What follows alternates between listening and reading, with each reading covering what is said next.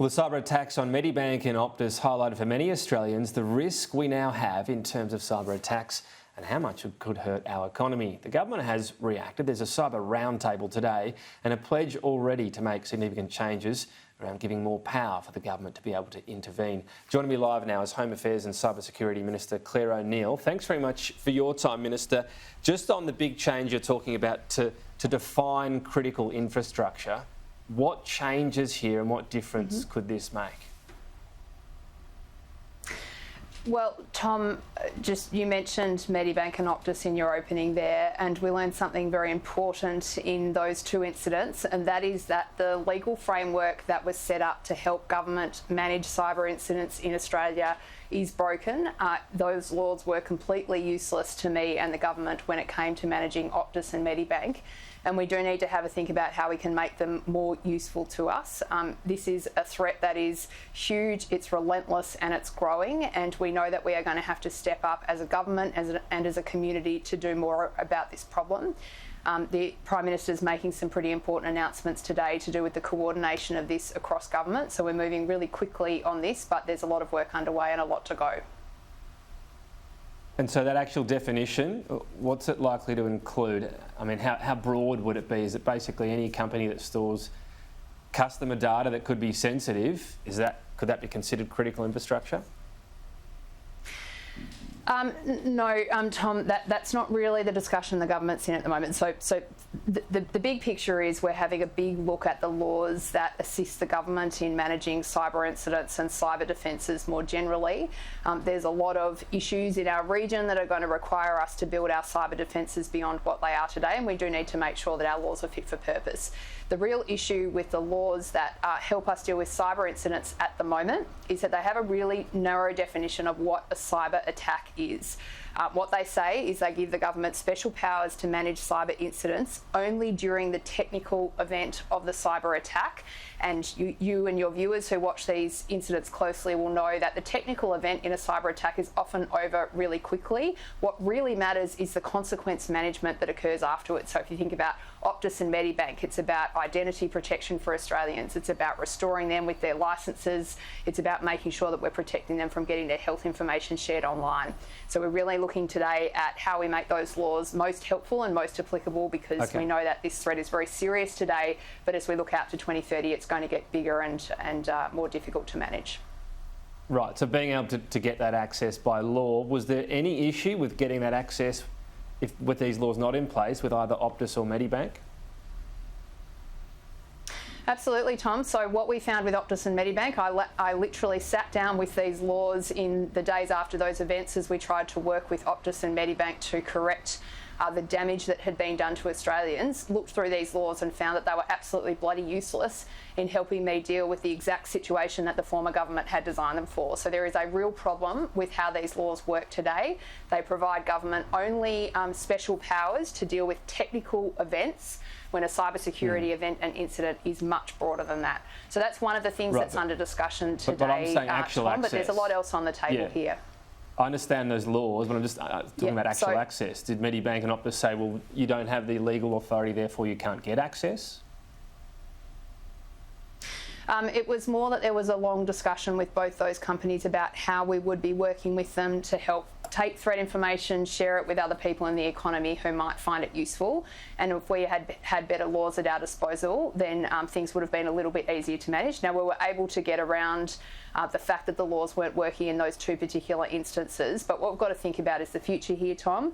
By 2030, the cyber threat is going to look very different and much scarier than it looks today. And we've got to design a legal framework that is going to protect Australians and keep them safe all through that period. You're also talking about today a new coordinator within Home Affairs. There is already a Cyber and Infrastructure Security Centre within Home Affairs with a group manager. Is this a new role, and how do the two roles interact?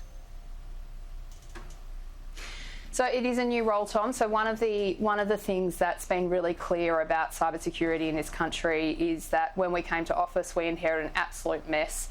the former government had no cybersecurity minister, and we basically had a lot of good people in government and outside of it who were doing good things, trying to work really hard on this problem, but all rowing in different directions.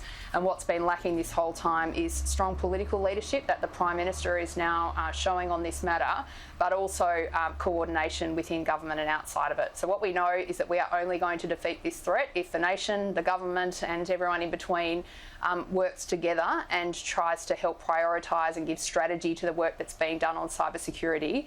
And the changes the Prime Minister's announced today with regard to how we manage that within the government is going to be a really critical part of making that happen. We reported the Murdoch review was actually being conducted after those big cyber attacks. Have you seen that or acted on that? Tom, I can't speak about that particular review there. So it's very common after an incident like this to look at the arrangements within government, and the Prime Minister has done that.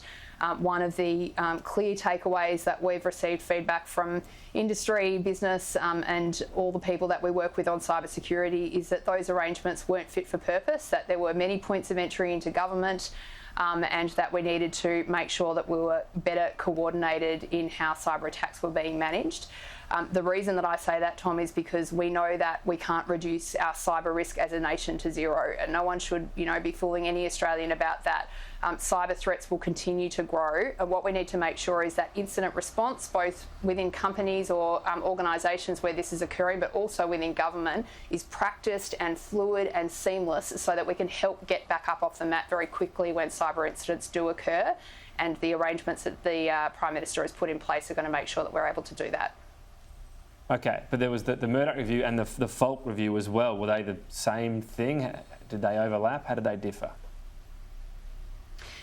So the Falk review was helping us look at the legal framework. So the issues that you talked about off the top there about the definitions of critical infrastructure and these sorts of legal questions, that was what Rachel Falk looked at for government. So we're considering her review at the moment, and we'll be able to speak a bit more about her recommendations in the forthcoming couple of months. Okay, and the Murdoch review, that will be public as well? This one goes to Cabinet deliberations, Tom, and so I'm not going to get into it. Okay, so does that mean it's public eventually or not? It's within Cabinet, it stays there? It relates to a Cabinet. It relates to a Cabinet deliberation, Tom, and as you know, of course, I'm not allowed to talk about that. All right. Just finally, news today, Abdul Ben Brika, a convicted terrorist over several plots in the 2000s, reports that he could be set to be released soon. Is that accurate? Well, the term of his continuing detention order will expire, Tom, but I think there is a very significant court case underway with that, and I'm not going to get into that matter. It's not appropriate for me to comment when there are legal issues that are on foot before a court. Is it fair to say the government is seeking to have him remain behind bars, though? Again, Tom, I'm not going to comment on it. I'm certainly not going to say anything that might jeopardise a legal case that's before the courts at the moment on something so serious and significant as this. I can tell you that the government will 100% be acting with the national security of Australians forefront of their mind on every occasion when these matters come before us.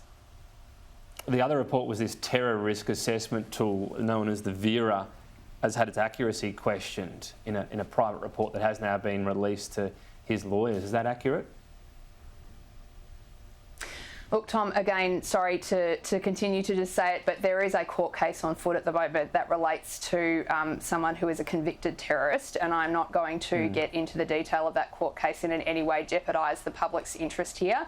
I just repeat to you again, the public interest and the national interest here is protecting the security of Australians, and that will be the single driving force of how we make decisions on this matter going forward. Okay. A non-specific question then, broadly, if that tool is being questioned, might we need a new one? Would the government seek to develop a new one that perhaps was seen to be more accurate? Tom, I'm really grateful for these questions, but again, I'm not going to make any comments that are going to end up in a transcript before a court of law about something so incredibly serious as how we protect Australians from terrorist risk. So I will allow the court case to play out before making any public comment on that matter.